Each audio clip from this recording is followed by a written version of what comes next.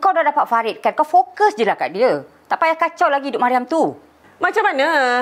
Macam mana aku nak bahagia kalau dalam hati Farid tu sekarang ni ada perempuan gila tu? Aku bencilah mak dekat dia. And aku nak Farid benci dekat dia. Baru aku puas hati, faham? Astaghfirullahalazim budak ni. Hei Bella, engkau kena sedar sekarang ni yang paling dibenci sekali engkau.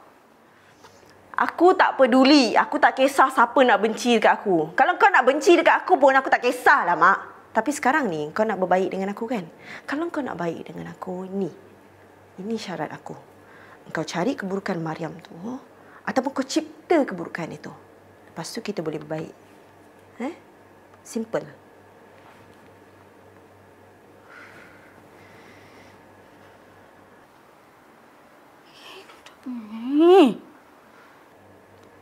Aku sumpah, Mariam.